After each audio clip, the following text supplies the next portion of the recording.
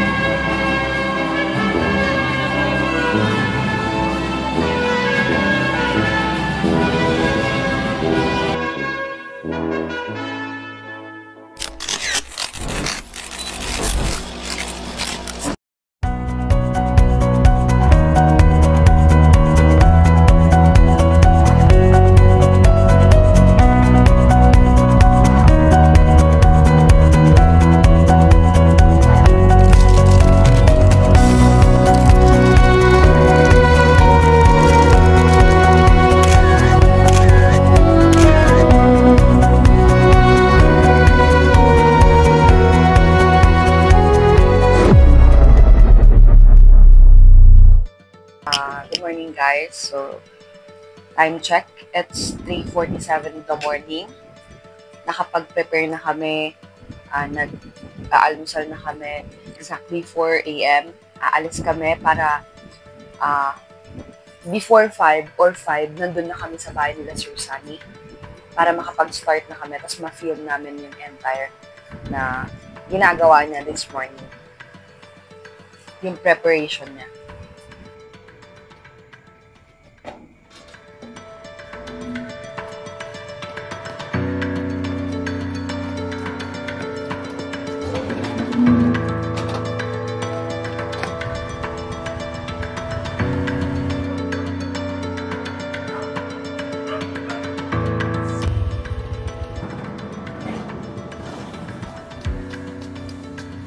Medyo ano yung jeep, medyo mailap since super aga pa. Yung dalawa din naghintay na doon para kung may dumaan man doon or dito sa kabilang daan. Hoy, tang kuya! Dali! Takbo!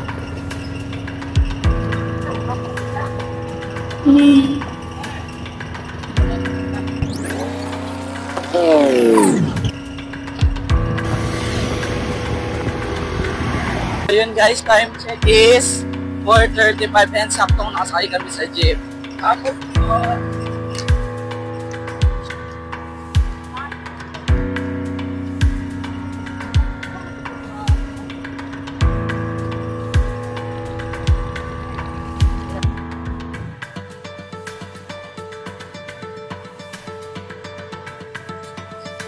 Hello guys! So, nandito na kami ngayon sa Saging Planet.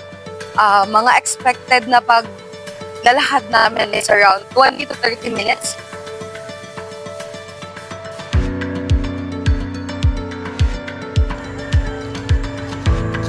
Malayo pa po yung housing.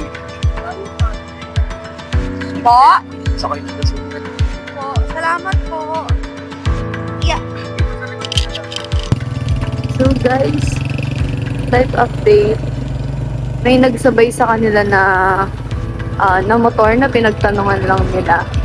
And then, ang sabi ng tricycle driver is, sabay na raw sila, walang bayad. Thank you po!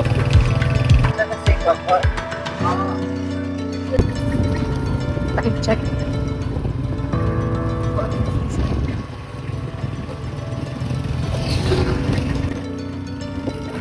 So guys, after 15 minutes, so ngayon ay 5:03 na. Tayo ay nakarating na housing. So, At yun na nga, dahil naglakad tayo ng 15 minutes kanina, pero hindi pa doon natatapos yung paglalakad natin. Kasi tignan nyo, hahanapin pa natin ngayon kung saan si Sir Sunny dito.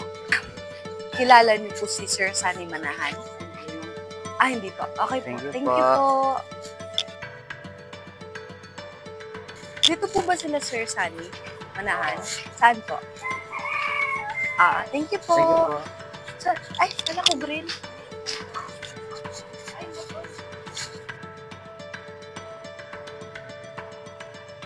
Guys, saktong 5:20 is nakarating na tayo sa bahay ni Sir Sunny. Tara. Tao po.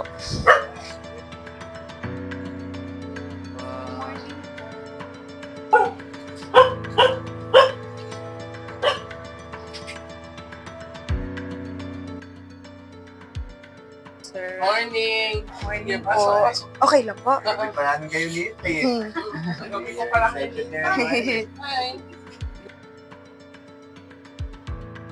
Morning, sir. Hi, good morning. So, ano po? Kamusta naman po kayo ngayon? Ito, okay naman. Masaya. Okay Yan. po.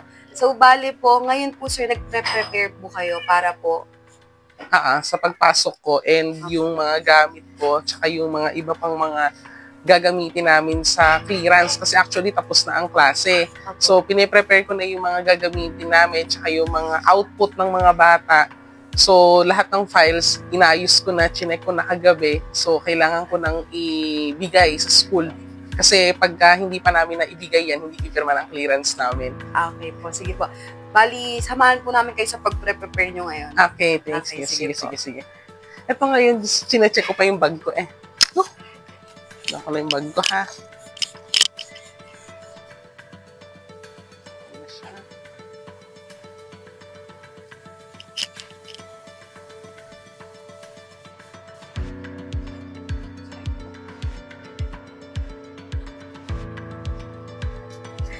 Mother, kamusta naman po kayo ngayon? Okay lang. So, ano po yung ginagawa natin? Maglilinis, maglalaban ng damit ni sir at magluluto ng baon. Ayan po. So, pwede po ba namin kayong samahan sa Pwede pagluluto naman. niyo po? Tara po. Yeah. So, nagpre-prepare po kayo ng baon ni Sir Mother? Prepare ang baon. Usually, Mother, mga anong oras po kayo talaga nagigising? Minsan 4 pag talagang maaga. Kasi bakasyon na ngayon, di ba? Opo.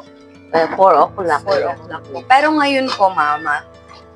Kagigising lang namin ngayon eh. Ah, Kaya kagigising. matagal kayong binuksan dahil Opo. naka ano pa yung higaan. Opo. Pero okay lang naman po. Bali, ngayon po, sasamahan po namin kayo. So, kamusta naman po maging anak si Sir Sunny, Mother? Ay, mabait naman na anak yan. Mabait. Masipag. Mabuti ka, masasaya ako dahil masipag siyang Opo. pagtrabaho, matyaga. Opo. Sa amin, tulong-tulong kami dito. Lahat sa gastusin. Kuya niya, siya.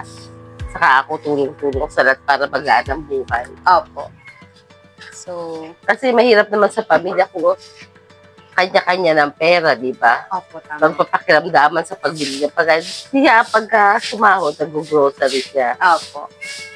Ang sinasagot niya, nagbabayad siya ng bills ng kuryente. Ako sa wifi. Sa wifi. So, bali, gano'n na po kayo katagal dito, Mother? 10 years. 10 years na po Oo, kayo 10 dito. years na. So, imaginein po natin, ganun po kalayo pala na yung Oo, di ba? yung Layo. kailangang biyahihin. Super Oo. layo po talaga. Kanina po, Mother, nung naglakad po kami papasok, sabi nga po namin, na-imagine namin, parang napakalayo talaga. Tapos, Oo. si Sir Sunny, sa Urani pa po siya pumapasok, di ba, Nay? Oo, nung high school siya, naglalakad na siya paghapon na dahil hindi na Opo. Tapos pag meron kami mga kapitbahay na papauwi, nagjo-jobong siya, sinasakay siya para libre menos sa pamasahe. Opo. Nay, pwede mo ba kaming kwentuhan ng isa sa pinaka-memorable mo na naaalala nung nag-aaral mo sa Sir Sunny? Yung talagang di mo makakalimutan na na-experience niya or naaalala mo. Basta naaalala mo po ganun na na-experience mo. Memorable. Opo. Kahit ano lang na eh. Ano siya kasi, nag-aral siya dati sa annex, di ba? Tapos grade 11 dyan. Gusto niya sanang mag-private. Sabi ko, hindi natin kaya private. Opo. Kasi sa private, pag wala kang pera, bubulihin ka lang doon, ganun sa private, di ba? Sabi ko, okay lang kahit sa public, diyan ka nila mag-aral sa luwakan. Para kahit pa paano, hindi tayo na nasi-short kasi kailangan pa nag-private ka, may budget. Hindi Opo. naman, sabi ko pag hindi naman, basta yung naka-private ka, maganda mag-aaral, nasa public ka. Sabi niya, sige ma, pumayag naman siya. Diyan, kumbaga, si Sir Bien, yun ang unang-unang mentor niya na teacher. Di ba, grade 11 siya. Sabi nung sir niya, huwag lumabang ka ng presidente, sabi Opo. sa kanya. Siyempre, iniisip niya, hindi siya kilala, grade 11 lang siya nag-aaral. Opo. Tapos, sige, kaya mo yan, akong bahala, susupport ako sa'yo, sabi ni Sir Bien sa kanya. Opo. So, ayun, lumakas ang loob. Doon na nag-improve, doon na umpisa yung, niya, yung sa mga org-org, dodo, tapos sinrain siya. nanalo naman siya, landslide. No? Opo. Tapos hanggang nag-BPS, yun siya, nakilala niya si Ma'am Tess, si Ma'am Candy, yung mga mentor niya sa pag-aaral. Lalo siya na-inspired mag-aaral. Opo. Sabi ko, ganyan ka kamahal ni Lord dahil kahit papano, hindi ka man inaano ng mga inintindihan tita, tito mo, pero may pinapadala si Lord na hindi mo naman kadugo, pero mahal ka. Titinrain siya ng gusto yun. Opo.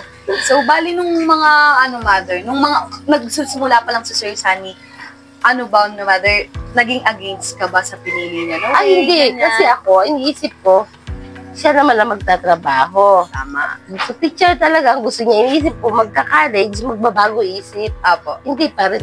Teacher pa rin talaga ang gusto niya. Ang gusto niya talaga, high school. Eh kaso sabi niya, walang high school sa BPSU. Magbabala nga pa. Sabi ko, hindi natin kakayanin kung magbabala. Siyempre, tatangkiyahin mo yung budget. Totoo po. Sabi niya, sige teacher talaga gusto. Kahit elementary, basta makapag-teacher ako. So ayun, sinuportahan namin siya ng kuya niya. Nag-aral siya ng teacher. Hindi nagbago mula grade 2 hanggang nag-high school, nag-college. Teacher, naglalaro siya. Siya ang teacher ng mga kalaro niya. Na may blackboard, tuturuan niya yung mga kapitbahay na bata. Ganon, nag-umpisa yung passion niya sa pagtuturo. So, mother, sasamahan namin kayo sa pag-prepare ng baon ni Sir Sunny ngayon.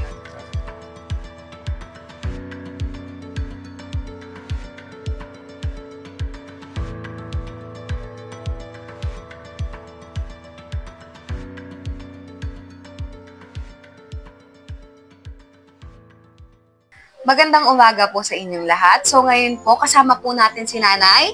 Ako si Marisa Monteverde Manahan. Ayan, siya po yung mother ni Sir Sunny. So ngayon po, Nay, meron po kaming hinanda ng mga questions. Ilan naman po mga questions? Tapos, yun po, sasagutin niyo po. Okay lang po ba? Okay lang. Sige po. Yung unang question po namin, paano po ninyo tinutulungan yung anak niyo na makamit po yung pangarap nilang makapagtapos ng kolehiyo po? Siyempre, kailangan fully supportive ako. Pag may problema sa school, pinagsasabihan ko siya na, pray lang na, andyan si Lord, sino daw makapangyarihan sa lahat. Kaya, ayaan mo lang yung mga nagbabas kasi hindi naman lahat mapiplease natin yung tao. Ganun, tapos, iiyak lang siya, tapos, hindi kaya natin yan, sige, aral ka lang. Ganun lang, ganun ko lang siya sinusuportahan. Ayan po. So, pangalawang tanong naman po, ano po yung pinakamahirap na bahagi ng pagpapalaki po ng anak nyo na nais magtapos ng kolehiyo? Siya matyaga siya mag-a-apply ng scholar. Kahit na pila, mahaba, magkumpleto na requirements, matyaga siya kasi talagang eager siya makapagtapos ng pag-aaral. Ganun ang ginawa niya. Basta may applyan sa scholar, apply siya. Tatlo po namin nakatanungan, paano po ninyo na inihanda ang inyong sarili para masuportahan ang inyong anak sa kanyang edukasyon? Ano po yung hamon na inyong hinarap bilang magulang po? Siyempre, dito sa atin, pag matanda na, walang trabaho. Opo. So, ang ginagawa ko, pag may birthday, magluluto, parang extra money. Magpipiliwagan ako magluluto ng spaghetti, ganyan. Magtutulong akong magluto. Nasubukan ko rin maglabandera. Katulong din ako, siyempre, para makapagtapos sila.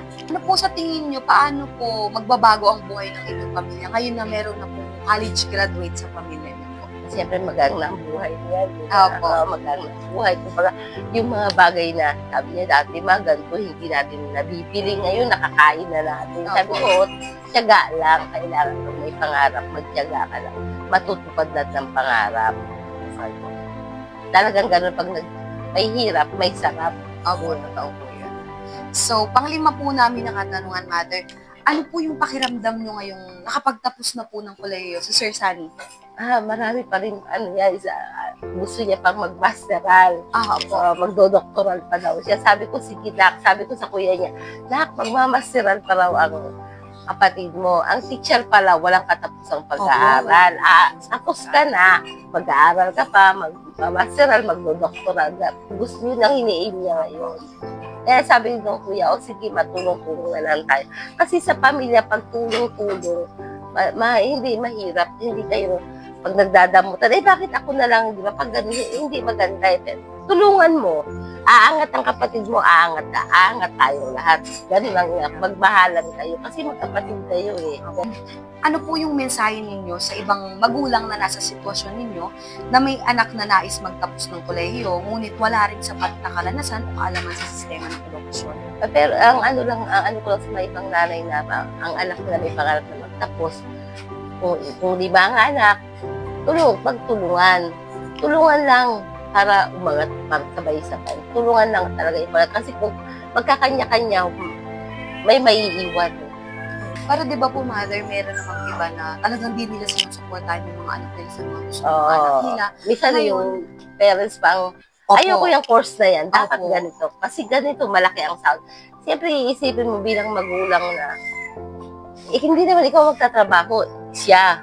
Kailangan ko ano yung will niya na course, dapat yun ang kukunin, yun ang susuportahan mo, hindi mo pwede diktahan kasi may freedom ang anak eh, di ba? Kailangan support lagi lang ang magulang. Sa mga magulang, huwag tayong mag-aim na, ay, kailangan ganito ang anak ko graduate kasi malaki dito ang kukunin mo, malaki ang sahod. Huwag tayong mag-depend sa sahod. Ang isipin natin bilang magulang kung saan magiging masaya ang ating anak. Yun ang dapat natin ibigay kasi bilang magulang, yun ang natin obligasyon. Siyempre para ano pa na naging anak ko siya kung hindi siya magiging masaya sa pinili niyang passion na course nita. Opo. Yun, mother. Salamat po sa mga sinabi nyo. Na-inspired din po ako, kami ng team namin na sa mga sinabi nyo na dapat talaga sa pag-aaral para maging successful din, dapat din talaga yung pagtutulungan. Yun po. Salamat po. Parang nakita kita kay mother kanina na parang super expressive din. Saka yung pinaka-learning namin ngayon is talagang kailangan sa buhay tulong-tulong talaga para umangat tayo. Kasi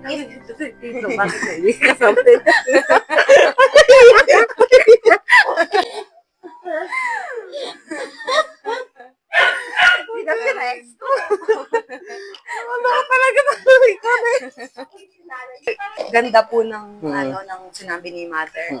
Tapos yung nakakatuwa. Yes, talagang yun naman kasi talagang mahalaga sa pamilya, yung talagang pagtutulungan. Even though yung kuya namin nasa ibang bansa, pero yung support, hindi niya pa rin naman inaano. Actually, wala pang asawa kuya ko. Kumbaga, ang goal niya kasi pagtapusin ako ng pag-aaral bago siya magpamilya. At ngayon, natapos ako mag-aaral, wala pa rin, sabi ko sa kanya, mag-jowa na siya, mag-anak na siya.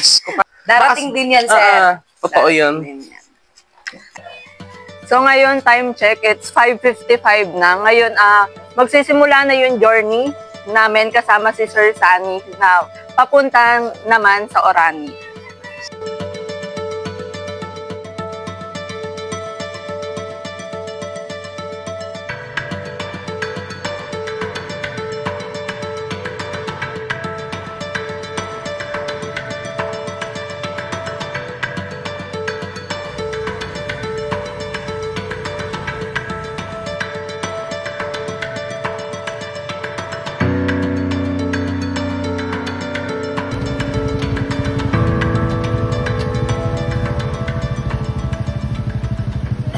Time check, 6:10 na. Ngayon naman nandito na kami sa terminal ng dinadalupihan at pasakay na kami ng jeep pa Orani kung saan doon nagtuturo si Sir Sunny.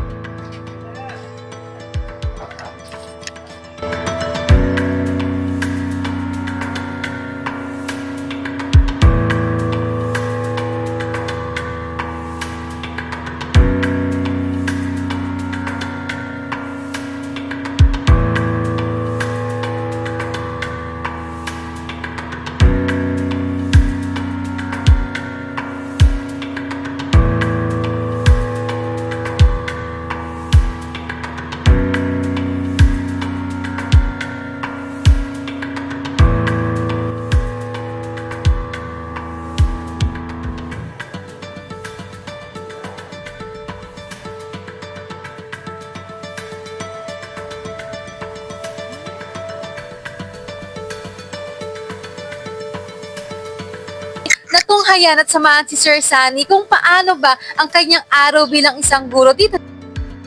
Tara!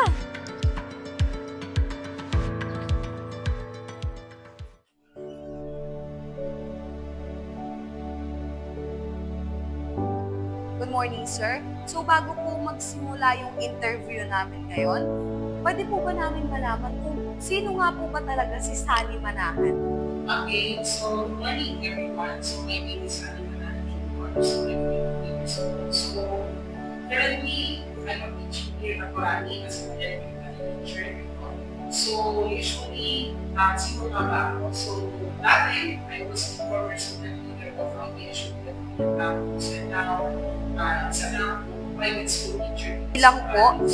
Bilang isang first generation college graduate, paano po ninyo nararanasan yung pagiging unang miyembro na sa pamilya na makakapagtapos? Ano po yung pakiramdam at hamon na naranasan mo po?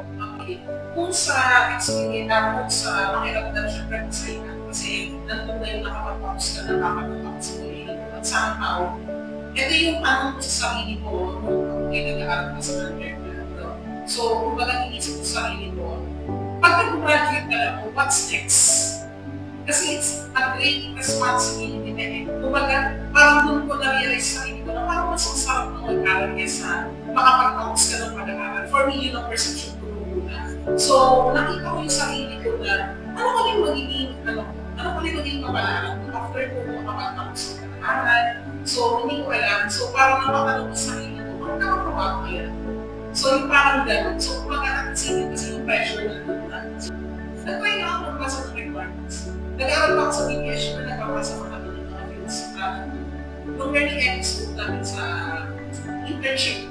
Apo. So, habang nag-aayos ako ng requirements sa internship, nag-aayos rin ako ng requirements para mag-work. Kasi gusto ko mag-work, na-align siya doon sa course namin. Apo. So, sir, yung kasunod po naming tanong, paano po binago ng edukasyon yung buhay niyo, saka yung buhay ng pamilya niyo? Base po sa mga naranasan niyo po before, na mga experiences niyo po, ano po sa tingin niyo yung super malaking nabago?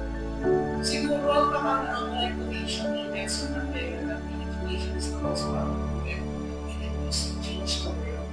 Na kung saan, ito yung philosophy niya, na kung saan, ito rin yung nagamit ko sa mga araw-araw ko na buhay hanggang sa akin. So, malaking impact ng education sa akin. So, maganda pa rin yung foundation na nakapagpapos ka ng pag-aaral kasi there should be a great opportunity.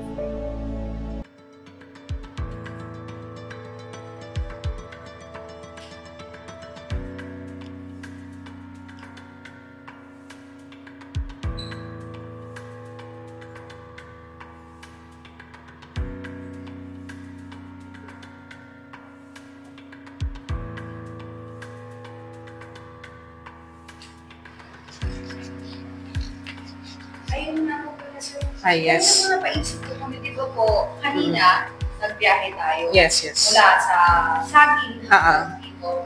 Di po ba parang, di po ba kinakapos yung sahod nyo sa gano'n na araw-araw na setup na uuwi kayo, pupunta kayo dito, tapos ganyan. Ayun nga din yung pinagtataka din ng mga co-teacher ko. So, sa akin kasi talagang, hindi naman siya, kumbaga, ako, dahil single ako, so wala akong anak. So, sakto sa akin. At saka natutuwa yung mga co-teacher ko kasi usually, nakikita kasi nila yung mga my day ko na nakapunta pa ako ng gamit, even though hindi naman din ganun kalaki yung sahod ko. Kasi ako ang ginagawa ko kasi kada sumasahod ako, ang ginagawa ko kasi, yung expenses ko sa pagkain at pamasahe, nileless ko na siya. Tapos, nagsisavings kasi ako. Sinisave ko yung, siguro sabihin natin 1,000 kada cut-off ng sahod namin. So, yung 1,000, sinisave ko siya. Tapos, meron lang akong goal na, okay, bibilin ko tong ref na to. So, kumbaga, nag-iipon ako pero may goal ako. Ayoko siya, hindi kasi ako yung tipo na nag-iipon ako pero wala ka namang goal. Anong silbi ng pag-iipon? Diba? So,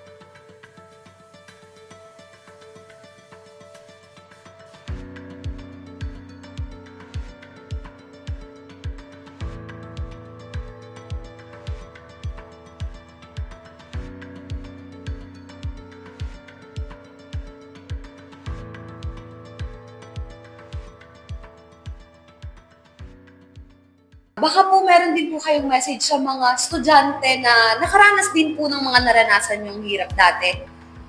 Ayun, so siguro yung magiging message ko sa mga estudyante din na naka-experience ng experience ko, kahit hindi experience ko, pero nakaranas ng paghihirap. So siguro, unang-una, you need to become more resilient. No? Kumbaga, ibig sabihin, with those challenges na na-experience natin, kailangan natin maging resilient doon sa mga struggle na na-experience natin, and somehow, kailangan natin maging matatag. Even though yung mga words na binibigay ko, parang napaka-imposible, pero magiging posible yan kung tutulungan nyo rin yung mga sarili ninyo, na kung meron kayong pangarap, kahit mahirap, you need to work hard for it. Kasi at the end of the day, yung mga paghihirap natin na na-experience natin, may magiging magandang resulta yan pagdating ng panahon. And now, ako, luckily, so, hindi pa ako nakaka-graduate sa BPS Binalubihan, so, na-hired na ako dito as private school teacher. So, yung mga ganong pribilehiyo sa ating mga estudyante dyan, patuloy na mangarap. At syempre, kung ang papasukin nyo ay field of education, so ito yung lifelong learning na sasabihin ko sa inyo. Ito yung panghabang buhay na pag-aaral. Ayun,